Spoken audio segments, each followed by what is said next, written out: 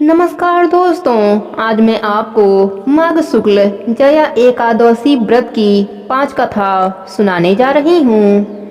कथा कभी भी खाली हाथ न सुने, हाथ में फूल लेकर पूरी कथा सुने और फूल को विष्णु भगवान के चरणों में अर्पित कर दें। इस नियम से कथा सुनने पर पूरा पुण्य आपको प्राप्त होगा। अब सुनते हैं व्रत की कथा। प्रेम से बोलिए विष्णु भगवान की जय हो। पांडु नंदन भगवान श्री कृष्ण से हाथ जोड़कर नम्रता पूर्वक बोले, हे नाथ, अब आप कृपा कर मुझसे माघ शुक्ल एकादशी का वर्णन कीजिए और उस व्रत के करने से क्या पुण्य फल होता है। भगवान श्री कृष्ण ने कहा, राजन, इस एकादशी का नाम जया है और यह अक्षय फल को देने वाली है।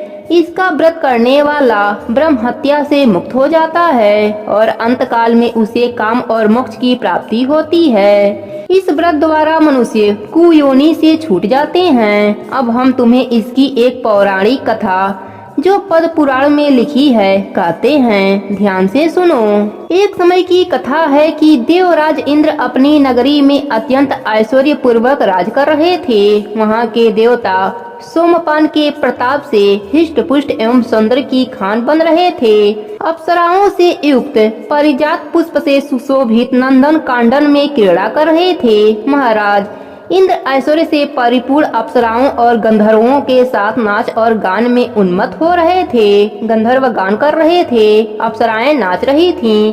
गंधर्वों में अत्यंत विख्यात पुष्पनंद, उनके पुत्र चित्रसेन की स्त्री मालिनी का पुत्र माल्यवान जो अत्यंत सुंदर और रूपवान था, इत्यादि इत्यादि भी उपस्थित थे। माल्यवान के अत्यंत सुंदर स्वरूप का अवलोकन कर पुष्पवती नामक एक अत्यंत रूपवती गंधर्व कन्या कामदेव की पीड़ा से व्यतीत हो उठी और अपने सुंदर स्वरूप और हाव भाव एवं दिव्य कटाक्षों से माल्यवान के हृदय को व्यतीत एवं काम सख्त कर दिया। पुष्पवती की सुंदरता निसंदेह ही विलक्षण थी, जिसके बाहुपाश निसंदेह ही कामवास को भी लज्जित कर रहे थे। मुख चंद्रमा के समान प्रकाशमान, नेत्र बड़े बड़े और कान तक फैले हुए थे। कानों के कुंडल अनुपम शोभा का प्रदर्शन कर रहे थे। उसकी ग्रीवा एवं उसमें सटे हुए दिव्य कंठार आदि अपनी अनुपम शोभा का चमत्कार दिखा रहे थे तथा ऊंचे ऊंचे सुंदर उलोज स्वर्ण कलशों को लज्जित कर रहे थे। उधर अत्यंत ही सूक्ष्म तथा कटि प्रदेश मुक्तिमेय था। नितंब ऊंचे बीवड़ सुंदर जंग अस्था एवं लाल कमलों को लज्जित करने वाले चरण इत्यादि माल्यवान के नेत्रों में चकाचौंध पैदा कर रहे थे। यह दोनों ही प्रेमी एक दूसरे पर अत्यंत ही अनुरक्त हो रहे थे, तथापि भयवश इंद्र को प्रसन्न करने के लिए बाध्य थे। अस्तु अन्य गंधर्वों और अप्सराओं के साथ मिलकर कार्य आरंभ किया, परंतु काम के वशीभूत होने के कारण इनका नित्य एवं गान सम्यक नहीं उतर रहा था। इनकी चेष्टाएं एवं भाव भंगिमा में चतुर देवराज इंद्र पर इनका अनुराग तत्काल ही प्रकट हो गया। इंद्र ने इसको अपना अपमान समझा और उन पर क्रोध प्रकट करते हुए उन्हें दारुण श्राप दे डाला। इंद्र ने कहा, अय मेरी आज्ञा को भंग करने वाले पापात्मा मूर्खों, तुम दोनों ही पिशाच हो जाओ और मृत्युलोक में जाकर अपनी अपनी करनी का फल भोग करो। श्राप सुनकर दोनों ही दुखी हुए, परंतु अब क्या हो सकता था। दोनों ही हिमालय पर पिशाच हो अपना काल यापन करने लगे। इस दुख में पड़कर वे लोग अत्यंत ही व्याकुल और चिंतित हो उठे। उन्हें क्षण मात्र को भी निद्रा नहीं आती थी। शीत और उष्ण के प्रभाव में पड़कर वे नाना प्रकार के कष्टों को भी भोगते और अपने अपने भाग्य को कोस रहे थे। इस प्रकार अनेकों चिंताओं से व्याकुल हो वे अपने इस भयंकर जीवन से ऊब गए। एक दिन उन लोगों को खाने के लिए कुछ नहीं मिला और वे दोनों दिन भर भूखे ही रह गए। रात को चिंता एवं शीत के कारण नींद भी नहीं आई। दैवयोग से वह जया नामक एकादशी का दिन था। अस्तु द्वादशी के दिन सूर्य उदय होते ही इनका पिशाच तत्व नष्ट हो गया और उनका वही प्राचीन दिव्य रूप प्राप्त हो गया। देवता और अप्सराएं उनकी स्तुति करने लगे। उन लोगों ने जाकर देवराज इंद्र को प्रणाम किया। देवराज उनका दिव्य रूप देख आश्चर्यचकित हो गए और उनसे पूछा, कहो तुम्हारा पिशाच तत्व किस प्रकार नष्ट हुआ है? माल्यवान ने हाथ जोड़कर निवेदन किया, प्रभु यह जया नामक एकादशी के अनजाने व्रत करने का पुण्य फल है। उनकी ऐसी बारी सुन देवराज इंद्र ने कहा, भगवान विष्णु की भक्ति एवं जया के अनुग्रह से तुम्हारा पिशाच तो नष्ट हो गया। अब तुम देवताओं से भी वंदना के योग्य हो गए। अस्तु, तुम दोनों आनंद पूर्वक देवलोक में आनंद करो। हे राजन, देखो कैसा प्रभाव दिखाया इस जया एकादशी व्रत के पुण्य फल ने। इसलिए इस जया एकादशी व्रत को अवश्य करना चाहिए, क्योंकि यह व्रत अनेकों अनुपम फलों को देने वाला है। भक्ति पूर्वक जया का व्रत करने वाला निसंदेह ही 100 वर्ष प्रश्न स्वर्ग में निवास करता है। प्रेम से बोलिए कृष्ण भगवान की जय हो, विष्णु भगवान की जय हो। अब सुनते हैं गीता पाठ की कथा, जिसे सुनने से भक्त भगवान की प्रीति पाता है। प्रेम से बोलिए विष्णु भगवान की जय हो, कृष्ण भगवान की जय हो। भगवान श्री कृष्ण से अर्जुन ने प्रार्थना करते हुए कहा, हे प्रभु, आपने अपनी माया का जो गुप्त भेद मुझे बताया है, अध्यात्म का विवेचन किया है, उससे मेरा मोह और अज्ञान समाप्त हो गया है। हे प्रभु, सृष्टि में प्राणियों की उत्पत्ति, संहार और आपके नाश रहित स्वरूप की गुण कीर्ति आपके मुखर बिंदु से सुनी है।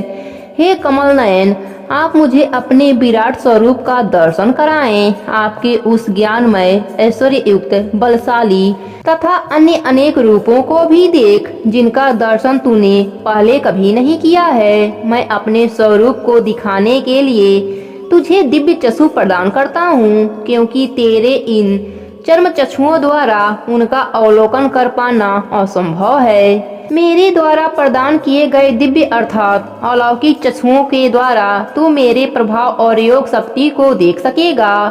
यहाँ तक का वृतांत सुनने के पश्चात संजय ने धृतराष्ट्र से कहा, हे राजन, योग यज्ञेश्वर भगवान श्री कृष्ण ने ऐसा कहकर तत्काल ही अर्जुन को अपना विराट रूप दिखाया।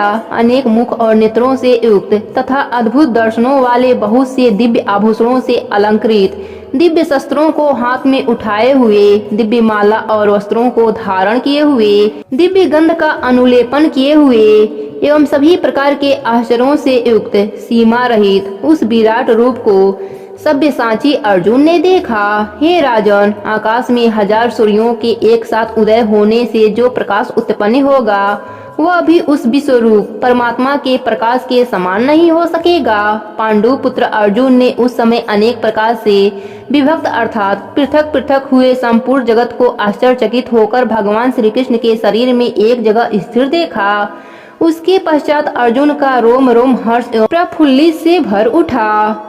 वह उस विश्वरूप परमात्मा को श्रद्धा भक्ति सहित नत होकर हाथ जोड़कर बोला, हे परमेश्वर, आपके शरीर में संपूर्ण देवों तथा अनेक भूतों के समुदायों को और कमल के आसन पर विराजमान ब्रह्मा को एवं महादेव को, संपूर्ण ऋषियों को तथा दिव्य सर्पों को देख रहा हूँ। हे जगत के पालन करता, आपके अनेक हाथ, पैर, मुख और नेत्र सभी ओर से अन्य रूप वाले हैं। आपका न तो अंत दिखाई दे रहा है, न मध्य और न ही आदि। हे परमात्मा, आपको मैं मुकुट युक्त, गदा युक्त और चक्र युक्त देख रहा हूँ। आप सभी ओर से प्रकाशमान, तेजपुंज, प्रज्वलित अग्नि, सूर्य के सदृश, ज्योतिर्युक्त, अति गहन तथा अप्रेम स्वरूप हैं। इसलिए हे भगवान, आप ही जानने योग्य परम अक्षर अर्थात पर ब्रह्मा परमात्मा हैं। आप ही इस जगत के परम आश्रय, अनादि धर्म के रक्षक और अविनाशी सनातन पुरुष हैं। हे परमेश्वर, मैं आपको आदि, अंत और मध्य से रहित, अनंत सामर्थ्य से युक्त, अनंत हाथों वाला, चंद्र सूर्य रूप नेत्रों वाला, प्रज्वलित अग्नि रूप मुख वाला तथा अपने तेज से इस संसार को तापमान करता हुआ देख रहा हूँ। हे प्रभु, स्वर्ग और पृथ्वी के बीच का संपूर्ण आकाश एवं सभी दिशाएं केवल आपसे ही परिपूर्ण हैं। आपके इस अलौकिक और भयंकर रूप को देखकर तीनों लोग अति व्यथा को प्राप्त हो रहे हैं। हे प्रभु, देवताओं के समूह आप में ही प्रवेश करते हैं। कई देवता भयभीत होकर हाथ जोड़े हुए आपके नाम और गुणों का उच्चारण करते हैं। महर्षि और सिद्धों के समुदाय कल्याण हो, ऐसा कहकर उत्तम से उत्तम स्तोत्रों द्वारा आपकी स्तुति करते हैं। हे गोविंद, 11 रुद्र, 12 आदित्य, 8 वसु, साध्यगण विशेष देव, अश्वनी कुमार, मरुगण पितरों के समुदाय तथा गंधर्व, यक्ष, राक्षस और सिद्धगणों के समुदाय सभी विस्मित नेत्रों से आपको देखते हैं। हे भगवान, आप अनेक मुख, नेत्र, हाथ, जंघा, पैरों और उदरों वाले हैं। आपकी दाढ़ें बड़ी विकराल है। आपके इस भयानक रूप को देखकर सभी के साथ मैं भी भयभीत हो रहा हूँ, क्योंकि आपका यह रूप आकाश को छूता हुआ, अनेक रूपों वाला, विस्मित मुख वाला तथा प्रज्वलित नेत्रों वाला है। आपके इस रूप को देखकर चित्त को किसी भी प्रकार से शांत प्राप्त नहीं हो रही है। भयंकर दाढ़ों व प्रलयाग्नि सदी से प्रज्वलित मुख को देखकर मैं दिग्ध भ्रमित हो गया हूँ। मुझे दिशा ज्ञान का बोध नहीं हो रहा है। हे गोविंद, आपके इस विराट रूप में मैं तृप्त हो गया हूँ, अतः आप शीघ्र ही प्रसन्न हो जाइए। हे प्रभु, आपके इस स्वरूप में मुझे धृष्टराज के पुत्र और सहयोगी राजा आपके मुख में प्रविष्ट होते दिखाई दे रहे हैं। भीष्म पितामह, द्रोणाचार्य, कर्ण व हमारे पक्ष के अनेक प्रमुख योद्धागण भी आपके इस विराट रूप के मुख में समाते हुए दिखाई पड़ रहे हैं। अनेक योद्धागण आपके दांतों के मध्य चूड़ा अवस्था में दिख रहे हैं। हे भगवान, अनेक वीर आपके मुख में इस तरह समाते हुए दिख रहे हैं जिस तरह अनेक नदियां वेगवती धारा के साथ समुद्र में समा जाती हैं। जैसे पतंगे मोह के वश होकर नष्ट होने के लिए प्रज्वलित अग्नि में अतिवेग से प्रवेश करते हैं, वैसे ही यह सब लोग भी अपने सर्वनाश के लिए आपके मुखों में अति वेग युक्त होकर प्रवेश करते दिखाई दे रहे हैं। हे परमेश्वर, आप उन संपूर्ण लोगों को प्रज्वलित मुखों द्वारा ग्रसन करते हुए सभी ओर से चाट रहे हैं। आपका उग्र प्रकाश संपूर्ण जगत को अपने तेज के द्वारा परिपूर्ण करके तपयमान करता है। हे प्रभु, कृपया मुझे बताइए कि आप उग्र रूप वाले कौन हैं। हे देवाधिदेव, आपको मेरा नमस्कार है। मैं आपको तत्व से जानना चाहता हूँ, क्योंकि आपकी प्रकृति को मैं नहीं जानता। अर्जुन द्वारा इस प्रकार आग्रह करके पूछने पर भगवान श्री कृष्ण बोले, हे अर्जुन, मैं लोगों का नाश करने वाला बढ़ा हुआ महाकाल हूँ। इस समय इन लोगों को नष्ट करने के लिए प्रकृत हुआ हूँ। प्रतिपक्षियों की सेना में जो योद्धा है वे सब तेरे बिना भी नहीं रहेंगे, अर्थात तेरे द्वारा युद्ध न करने पर भी इन सब का नाश हो जाएगा। इसलिए हे कौन्तेय, तू युद्ध के लिए खड़ा हो। युद्ध को जीत कर यश की प्राप्ति कर और धन धान से संपन्न राज को भोग, क्योंकि यह सब सूरवीर पहले से ही मेरे द्वारा मारे हुए हैं। हे सव्यसाची, तू तो केवल निमित्त मात्र है, क्योंकि द्रोणाचार्य, भीष्म पितामह, जयद्रथ तथा कर्ण आदि बहुत से सूरवीर योद्धा मेरे द्वारा ही मारे हुए हैं। तू भयभीत न हो, इनसे युद्ध कर। निसंदेह तू युद्ध में दुश्मनों पर विजय प्राप्त करेगा। भगवान श्री कृष्ण के यह वचन सुनकर संजय ने धृष्टराज से कहा, हे राजन, देवकी नंदन के इन वचनों को सुन। मुकुटधारी अर्जुन हाथ जोड़कर प्रणाम करके उनके प्रति गदगद वाणी से इस प्रकार बोला, हे भगवान, यह योगी ही है कि जो आपके नाम और प्रभाव के कीर्तन से जगत आदि आनंदमयी होता है तथा अनुराग को भी प्राप्त होता है। भयभीत हुए राक्षस लोग दिशाओं में भागते हैं और सिद्धगणों के समुदाय नमस्कार करते हैं। जब आप ही आदिकारक हैं, तब देवता भी आपकी वंदना क्यों नहीं करते। हे परम प्रभु, सत्य असत्य और इन दोनों में भी पृथक जो सच्चिदानंदन ब्रह्म है वह आप ही हैं तो कहलाने योग्य है। हे जगदीश्वर, आप ही आदिदेव, सदा विद्यमान रहने वाले सनातन पुरुष हैं। आप ही सृष्टि के अंतिम आश्रय, सृष्टि के भेद जानने वाले चिंतनीय और परम पद स्वरूप हैं। हे अंतर्यामी, यह सृष्टि आप ही से पूजित है। आप ही यम, वायु, वरुण, अग्नि, चंद्रमा एवं प्रजापिता ब्रह्मा को उत्पन्न करने वाले हैं। हे दीनानाथ, आपको बारंबार नमस्कार है, नमस्कार है। हे अनंत शक्ति से संपन्न स्वामी, आपको सभी ओर से नमस्कार है, क्योंकि आप ही सर्वत्र हैं। हे भगवान, अब तक मैं आपकी महिमा से अनभिज्ञ था। मित्रता भाव में, हे सखा, हे कृष्ण, हे यादव के जो संबोधन मैंने हठात आपको दिए हैं तथा विहार, सैया, आसन, भोजन आदि में अनेकों अथवा सखाओं के सामने आप मेरे द्वारा परिहास रूप में अपमानित किए गए हैं, उन सब अपराधों के लिए मैं आपसे क्षमा मांगता हूँ। हे देवाधिदेव, आप इस चराचर जगत के पिता और गुरु से भी बड़े गुरु एवं अति पूजनीय हैं। हे प्रभु, मैं अपने शरीर को अच्छी प्रकार आपके चरणों में रखकर और प्रणाम करके आप ईश्वर को प्रसन्न करने के लिए प्रार्थना करता हूँ। हे परमेश्वर, पिता जैसे पुत्र के, सखा जैसे सखा के और पति जैसे अपनी प्रिय स्त्री के अपराधों को क्षमा कर देता है, वैसे ही आप मेरे भी अपराध क्षमा कर दें। हे गोविंद, मैंने आपका ऐसा विश्व रूप पहले कभी नहीं देखा था, इसलिए मुझे आश्चर्य हो रहा है। आपके इस रूप का दर्शन करके मन तो पुलकित हो उठा है, लेकिन मैं भयभीत हो रहा हूँ। अतः हे पुरुषोत्तम, आप प्रसन्न होकर मुझे अपने चतुर्भुज रूप का दर्शन कराएं। हे जगतपति, अब आप प्रसन्न हो जाइए। हे देवेश, मैं वैसे ही आपको मुकुट धारण किए हुए तथा गदा और चक्र हाथ में लिए हुए देखना चाहता हूँ, इसलिए हे सर्वत्र बाहो, आप मात्र एक बार अपने चतुर्भुज रूप का दर्शन देकर मुझे कृत करें। मैं आपसे करमबद्ध प्रार्थना करता हूँ। इस पर भगवान श्री कृष्ण बोले, हे अर्जुन, मेरे जिस विराट रूप का तूने दर्शन किया है वह देवताओं को भी सहज सुलभ नहीं है। मेरे इस रूप का दर्शन पाने के लिए बड़े बड़े ऋषि मुनि एवं घोर तपस्वी भी अभिलाषी रहते हैं, लेकिन मैंने उन्हें कभी अपने इस रूप का दर्शन नहीं कराया। तू मेरा परम प्रिय है, अतः मैंने तुझे इस रूप के दर्शन कराए। हे कुंती पुत्र अर्जुन, सृष्टि में जो प्राणी जप, तप, यज्ञ, कर्म एवं दान आदि करते हैं, उन्हें भी इस रूप का दर्शन दुर्लभ है। इस विशाल रूप को देखकर तू विग्र न हो, अपने अंदर उत्पन्न भय को दूर कर। अब मैं तुझे अपने चतुर्भुज रूप का दर्शन कराता हूँ।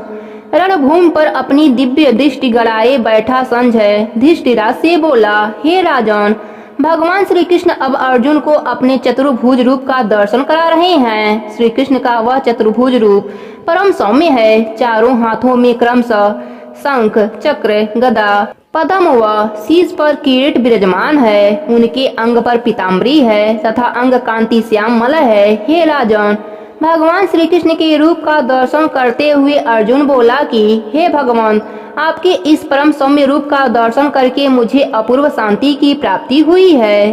अर्जुन के इन वचनों को सुनकर भगवान श्री कृष्ण बोले, हे अर्जुन, मेरा यह चतुर्भुज रूप भी देवताओं के लिए दुर्लभ है। देवता तथा ऋषिगण भी मेरे इस रूप का दर्शन करने के लिए तरसते हैं। मेरे इस रूप का दर्शन जप, तप, विद्या, अध्याय, दान तथा यज्ञ आदि कर्म करने से भी नहीं होता।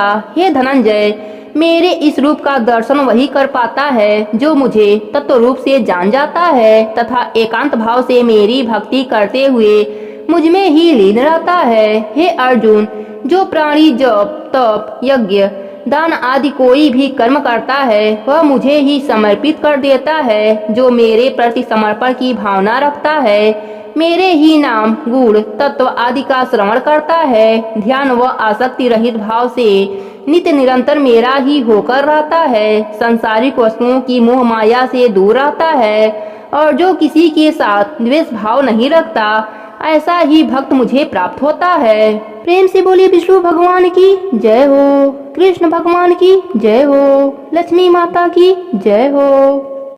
एक समय की बात है, एक नगर में एक सेठ रहता था। वह अपने शादी के बाद नए वस्त्र पहनकर अपने पत्नी को लाने पहली बार ससुराल जा रहा था। रास्ते में उसने एक गाय को तालाब की ओर जाते देखा। वह गाय पानी पीने के लिए तालाब में उतर तो गई, लेकिन कीचड़ होने की वजह से वह तालाब से बाहर नहीं निकल पा रही थी। गाय ने उस आदमी को वहां से गुजरते देखा तो उसने आदमी से मदद के लिए कहा, लेकिन सेठ ने कहा कि मैं नया वस्त्र पहना हूँ और मैं अपने ससुराल जा रहा हूँ। अगर मैं तुम्हारी मदद करूँगा तो मेरे कपड़े गंदे हो जाएंगे। गाय माता उदास हो गईं और वह कीचड़ में धंसती जा रही थी। गाय ने उस सेठ को श्राप दे दिया कि अब से 8 पहर बाद तू गधा बन जाएगा। अब वह सेठ डर गया और गाय से अपने भूल के लिए क्षमा मांगने लगा। लेकिन तब तक गाय पूरी तरह पानी में डूब चुकी थी। वह सेठ पछताता हुआ उदास मन से अपने ससुराल पहुंचा। जाते ही उसने अपने पत्नी को ले जाने की रट लगा दी। सभी ने उसे बहुत आग्रह किया कि अभी तो तुम आए हो, कम से कम एक रात यहाँ रुक जाओ, लेकिन वह रुकने के लिए तैयार नहीं था। तब उसकी पत्नी ने कहा कि जब सभी लोग इतना कह रहे हैं तो आप एक दिन के लिए क्यों नहीं रुक जाते। तब उसने अपने पत्नी को गाय के श्राप वाली बात बताई। उसकी पत्नी उसी वक्त अपने मायके से विदा लेकर पति के साथ चल पड़ी। 8 पहर बाद वह आदमी गधा बन गया और पूरा दिन घर में पड़ा रहता। कुछ दिनों के बाद घर में खाने पीने के लाले पड़ गए। तब उसने अपने पत्नी से कहा कि मुझे लेकर बाहर मजदूरी करो। तब उसकी पत्नी उसे लेकर बाहर गई और नगर के राजा के यहाँ मजदूरी का काम करने लगी। उसे वहाँ बोझ उठाते देख लोगों ने कहा कि तुम्हारे पास तो गधा है, फिर तुम बोझ क्यों उठा रही हो। परंतु उसने कोई उत्तर नहीं दिया और अपना काम करती रही। दूर से यह सब राजा भी देख रहा था। उसने भी उसे यही कहा कि तुम्हारे पास गधा है, फिर तुम यह बोझ क्यों उठा रही हो। तब उसने राजा से कहा कि यह गधा नहीं है, यह मेरे पति हैं। उसने गाय के श्राप वाली पूरी बात राजा को बताई। राजा ने अपने नगर में विद्वानों और पंडितों को बुलाकर इसका उपाय पूछा। तब एक विद्वान ने बताया कि जिस किसी ने 101 एगारस का व्रत किया हो वह अपने पुण्य का फल इसे दे दे तो यह अपने असली रूप में आ सकता है। यहाँ हम आपको एगारस का अर्थ स्पष्ट कर देते हैं। 11 एकादशी व्रत रखने पर 1 एगारस पूरा होता है और 22 एकादशी व्रत रखने पर 2 एगारस पूरा होता है। ऐसे ही जिसने 101 बार 11 एकादशी के व्रत किए हों उसके पुण्य के फल से वह आदमी अपने असली रूप में आ जाएगा। राजा ने अपने पूरे नगर में घोषणा करा दी, लेकिन किसी ने भी पूरे 111 नहीं किए थे। कई दिन बाद उन्हें एक बुढ़िया मिली जिसने 101 एगारस पूरा कर लिए थे। राजा ने उस बुढ़िया को उसका फल देने को कहा, लेकिन वह बुढ़िया 100 एगारस एकादशी का फल देने को तैयार हुई, क्योंकि 1 एगारस का फल वह खुद अपने लिए रखना चाहती थी, जिससे कि उसे मोक्ष की प्राप्ति हो और वैकुंठ धाम में वास मिले। इतना कहकर उसने अपने 100 एगारस एकादशी का फल उस सेठ को दे दिया। तब वह गधा से मनुष्य रूप में आ गया, लेकिन 1 एगारस कम होने की वजह से गधे की पूंछ उसके शरीर से नहीं गई। एगारस माता की यह महिमा देखकर उन पति पत्नी ने एगारस व्रत करने का निश्चय किया। पति पत्नी दोनों मिलकर एगारस का व्रत करने लगे। 1 एगारस पूरा होते ही सेठ की पूंछ गायब हो गई और एगारस माता की कृपा से उनका घर अन्य धन से भर गया। हे एगारस माता, जैसे आपने सेठ पर अपनी कृपा करी वैसे ही अपने सभी भक्तों पर अपनी कृपा बनाए रखना। कहानी अधूरी हो तो पूरी करना, पूरी हो तो मान रखना। प्रेम से बोलिए एगारस माता की जय हो, विष्णु भगवान की जय हो। एक समय की बात है, एक गांव में एक बुढ़िया माई अपने परिवार के साथ रहती थी। बुढ़िया माई विष्णु भगवान की परम भक्त थी।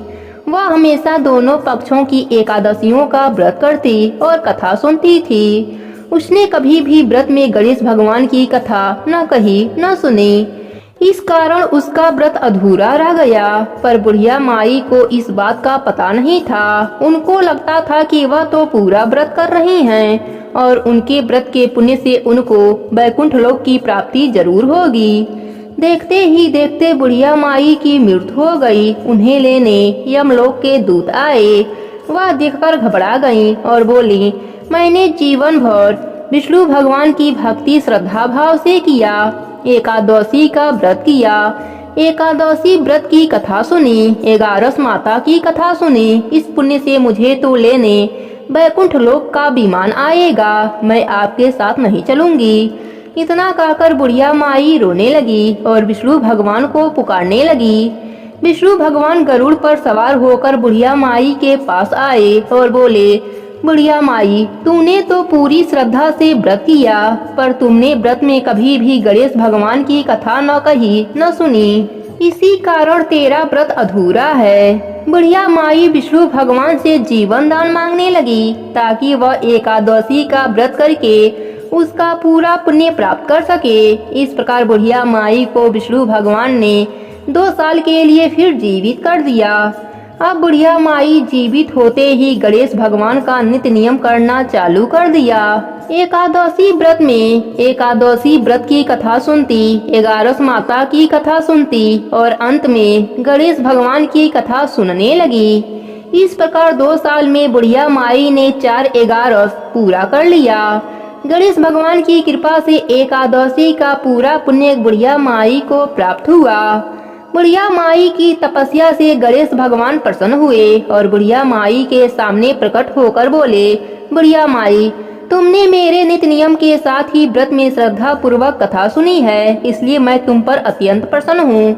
मैं तुम्हें आशीर्वाद देता हूँ कि जब तक यह पृथ्वी रहेगी तब तक तुम्हारे इस तपस्या का गुणगान लोग करते रहेंगे।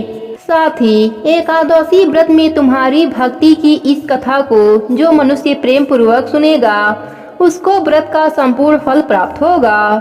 गणेश भगवान बुढ़िया माई पर प्रसन्न होकर बुढ़िया माई का घर अन्य धन से भर दिया। साथ ही रिद्धि सिद्धि का वास करके अंतर ध्यान हो गए। 2 साल बीतने पर बुढ़िया माई की मृत्यु हुई। इस बार उसे लेने बैकुंठ लोक से विमान आया। बुढ़िया माई को पूरे मान सम्मान के साथ बैकुंठ लोक ले जाया गया। इस प्रकार गणेश भगवान की कृपा से बुढ़िया माई का घर अन्य धन से भर गया और मरने के बाद बैकुंठ लोक का सुख मिला। हे गणेश भगवान, जैसे आपने बुढ़िया माई पर प्रसन्न होकर बुढ़िया माई के व्रत को पूर्ण किया, उसके घर को अन्य धन से भर दिया, वैसे ही एकादशी व्रत करने वाले को भी पूरा फल देकर उनका घर अन्य धन से भर देना। कहानी अधूरी हो तो पूरी करना, पूरी हो तो मान रखना। प्रेम से बोले गणेश भगवान की जय हो, विष्णु भगवान की जय हो, 11 माता की जय हो। एक समय की बात है, एक गांव में एक बुढ़िया माई रहती थी। वह नित्य नदी पर स्नान करती और तुलसी जी को सींचती। तुलसी माता से कहती, तुलसी माता सबकी दाता, मैं बिरला सींचूं तू कर निस्तार मेरा। तुलसी माता अड़ुआ दे, लडुआ दे, पीताम्बर की धोती दे, मीठा मीठा घास दे, बैकुंठ का वास दे, चटके की चाल दे, पटके की मौत दे, चंदन की गांठ दे, झालर की झंकार दे, साई की रास दे, दाल भात का जीवन दे, 11 की मौत दे और कृष्णा की कंधा भी दे दे। बुढ़िया माई रोज तुलसी सींचने के बाद यही बात कहती। उसकी बात सुनकर तुलसी माता सूखने लगी।